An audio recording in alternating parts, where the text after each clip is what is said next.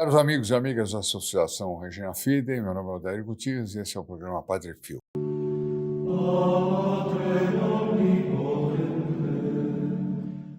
Não esqueçam de ligar para a nossa central e, pedir você que é filho protegido do Padre Pio, hein? 4, tá aqui, 4 adesivos, basta você pedir que nós lhe mandamos esses 4 adesivos. Eu já expliquei por que nós estamos mandando adesivos para você colocar no automóvel, colocar na bolsa de escola das crianças, no quarto, na janela, enfim, são todos eles estão bentos. Então, quem for filho protegido do Padre Pio, porque eu tenho poucos, podem telefonar para a nossa central e solicitar os 4 adesivos, tá bom? Por que 4? Porque é o valor mínimo para economizar no correio. Se eu puser um a mais, eu já passo por uma tarifa louca. E por que os filhos protegidos do Padre Pio? Porque para eles, toda prioridade. São aqueles que ajudam no apostolado ali, que nos permite fazer coisas que às vezes até a gente duvida que vai dar certo, né? É uma coisa impressionante. Então,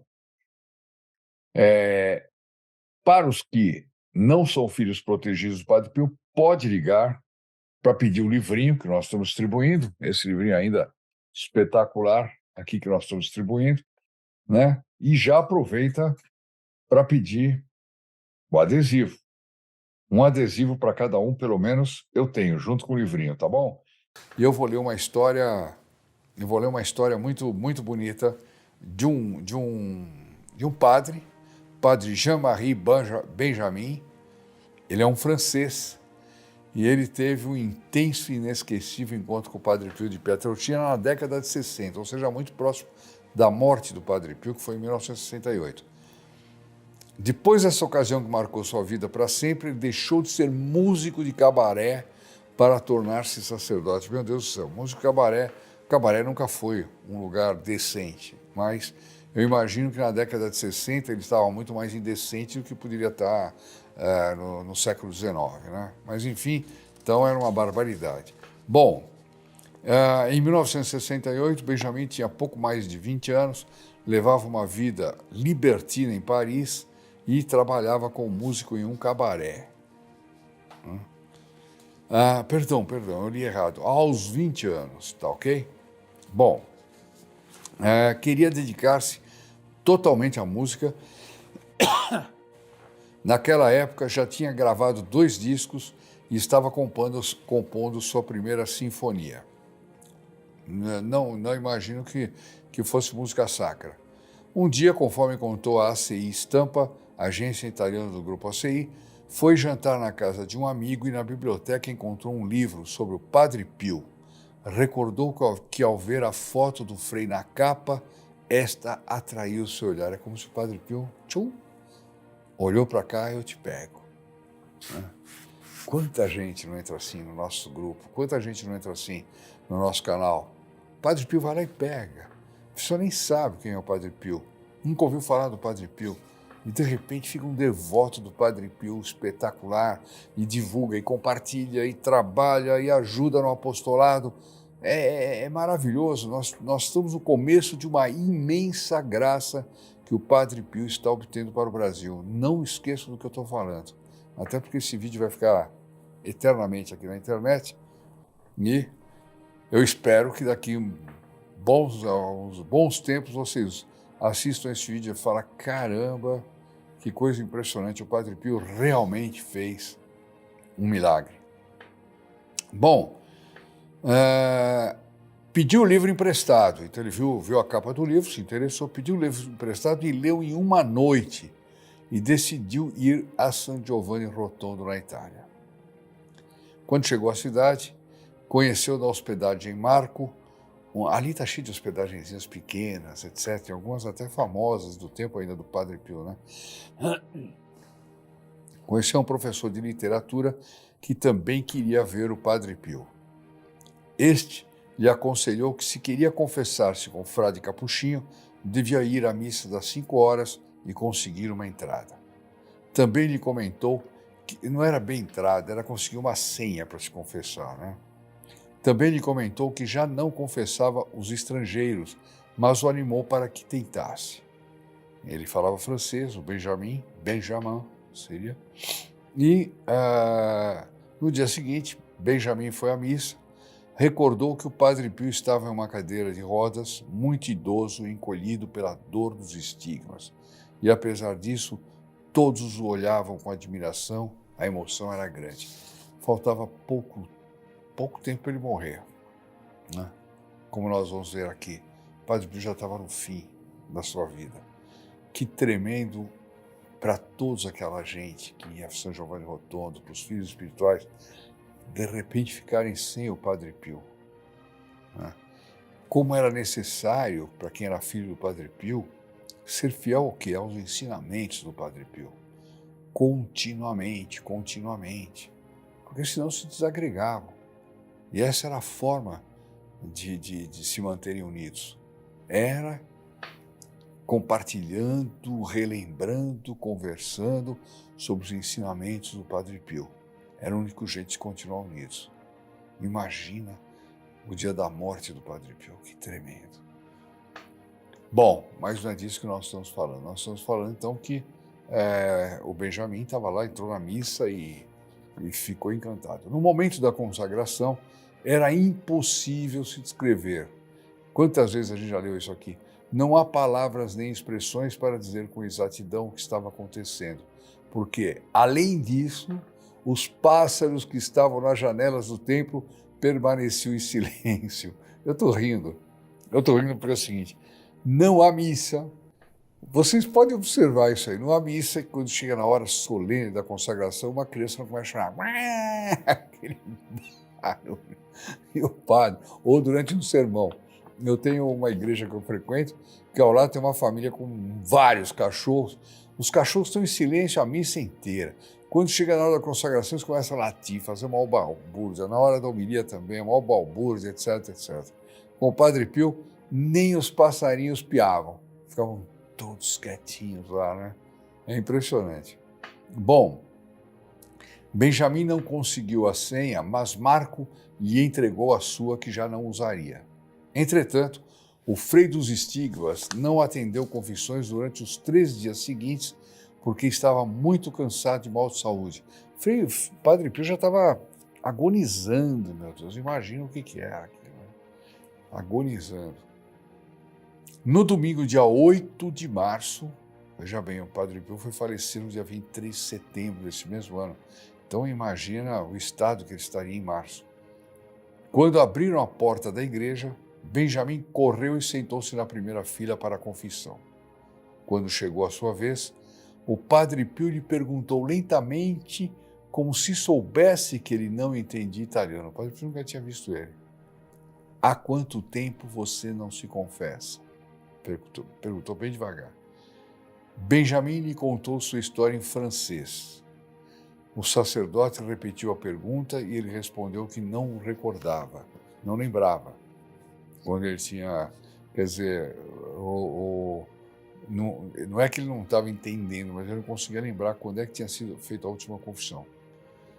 Aí tem uma coisa estranha aqui, né? O Padre Pio levantou a mão direita, a esquerda e a mexeu 4 vezes, fazendo um barulho que parecia longo. Não sei se foi algo assim, não sei. Eu gostaria de imaginar como foi essa... E em seguida me disse, é o depoimento do Benjamin, ele me disse o dia, o mês e o ano de minha última confissão. Disse que foi no dia 13 de julho de 1961, na Costa do Marfim, Côte d'Ivoire, antigamente, né? Quando viajei à África com meus pais, relatou a CI. Depois de um longo silêncio, o jovem pediu a bênção do Padre Pio e este lhe disse, olhando profundamente nos olhos, procura um sacerdote francês. Até porque ia ser mais fácil de comunicar. O Padre Pio tinha o dom de entender, etc., mas ele estava agonizante, né? E o Padre Pio sabia que não ia poder mais atender outra vez. Benjamin tocou seus estigmas e sentiu um calor impressionante e a forte presença de Deus. Regressou para Paris, sentindo-se renovado pelo encontro com o Padre Pio, que lhe havia dado uma força nova, sobretudo em seu interior. No dia 23 de setembro de 1968, o Padre Pio faleceu e a notícia entristeceu Benjamin, que não podia acreditar e chorou. Então, lembrou-se de que o Frei Capuchinho lhe disse para procurar um padre francês para confessar-se. Aqui diz ele, Benjamin, não havia feito, e nem sequer havia pensado nisso, mas logo fui pegar o metrô para descer em qualquer estação, caminhar e entrar na primeira igreja. E vocês vão ver que impressionante, ele desceu numa estação em Paris, os que conhecem Paris sabem, chama Notre-Dame de Victoire, porque ali está a igreja de Notre-Dame de Victoire. E ali parou ele, entrou na igreja e viu 2 confessionários vazios, quer dizer, vazios sem penitentes, mas o padre estava lá. Hoje em dia, os confessionários já estão vazios de padre mesmo, mas naquela época não. Entrou em um e disse ao sacerdote, Padre, lhe digo a verdade, não vim apenas confessar-me, mas vim também da parte do Padre Pio. Olha só que coisa impressionante que vai se passar agora. O sacerdote escutou o relato de Jean-Marie e lhe disse, é muito belo tudo que te aconteceu. Além disso, ninguém havia dado o meu nome para que você viesse me buscar. Com certeza foi o Padre Pio que te guiou até aqui. Sabe por que estou dizendo isso?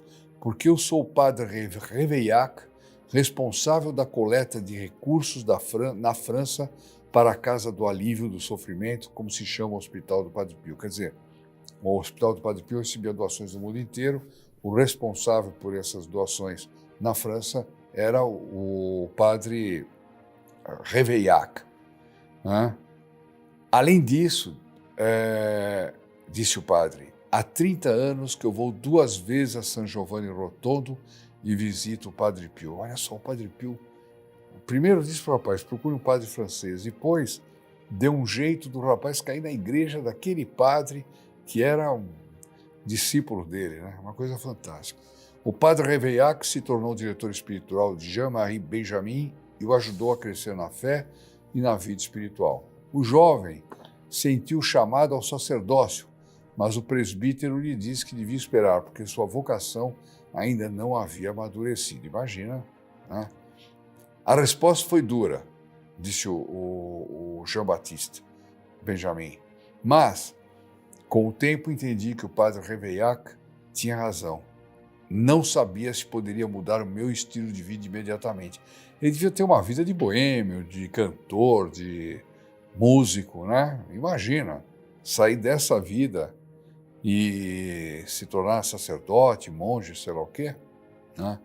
Não sabia se poderia mudar meu estilo de vida, deixar a música, a composição, o estúdio de gravação e os concertos, comentou o padre. Em março de 1988, portanto levou 20 anos isso.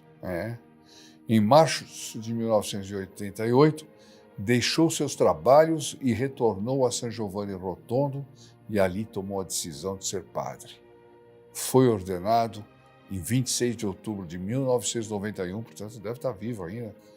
E em 1995, olha quem é ele! Vamos descobrir juntos. Em 1995, produziu seu primeiro filme sobre o Padre Pio, difundida pela rádio e televisão italiana. Então, esse filme que nós assistimos, que nós temos aqui no nosso site, e que vocês encontram rapidamente no YouTube, mas olhem no nosso site, vão lá no site reginafidei.com.br e coloca lá filme do Padre Pio. Tem ele dublado em português, é maravilhoso. Então foi esse Jean-Baptiste Benjamin que fez, Padre Jean-Baptiste Benjamin que fez. Olha só que coisa, como a história dá voltas, é uma coisa maravilhosa. E essa igreja Notre-Dame de Victoire é uma igreja absolutamente sensacional. Quem nunca foi até Paris, o dia que for, não deixe de visitar a igreja Notre-Dame de Victoire. Ela tem um clima assim de uma certa penumbra. Todas as paredes são cobertas de ex-votos em mármore, gente agradecendo graças. As paredes todas, a gente não encontra um buraquinho mais para colocar nenhuma placa. Ela é toda feita assim, né? E Nossa Senhora das Vitórias reina dentro da igreja de uma forma maravilhosa, maravilhosa. E lá já esteve São João Bosco, né? Fundador dos salesianos, né? Que celebrou missa lá. Lá já esteve Saint Louis Martin. Saint Louis Martin é o pai de Santa Teresinha. Saint Louis Martin, que ele era estudante de relojoaria em Paris, ele ia regularmente rezar em Notre-Dame-Victoire. Ele escreveu à sua esposa Zélia que eu tenho seria a sorte, a graça de comungar em Notre-Dame-Victoire, que é como um pequeno paraíso terrestre. Nossa Senhora! E aí ele diz, eu também sempre acendo uma vela na intenção de toda a família. Ele depois fez uma peregrinagem em 1887 com as filhas Celina e Teresa, agradecer à Virgem pela cura de Santa Teresinha, né? E foi quando Santa Teresinha, na vida dela, escreve como foi essa visita a Notre-Dame-Victoire, Nossa Senhora das Vitórias. Esteve lá também Dom Jean-Baptiste Chotard. Dom Chotard era o famoso abade de Septfons, que é uma abadia cisterciense de estrita observância, né? E que ele também celebrou a missa no altar da Virgem. Ele é santo, Dom Chotard, para mim ele é santo. Não sei quando vai ser canonizado, mas é santo, é uma coisa impressionante. E celebrou missa lá. Santa Teresinha do Menino Jesus, como já disse, da Santa Face, a futura carmelita, esteve em 4 de novembro de 1887, rezando a Notre-Dame-Victoire, onde ela sentiu a intensidade do amor e da proteção da Santa Virgem. Ela recebeu uma graça. Criança, ela havia sido curada de uma doença grave, ao termo de uma novena de missas em Notre-Dame-Victoire. Ela conta isso na História de uma Alma. Quem não leu, trate de ler. Quem não comprou, compra e leia. Só comprar não adianta.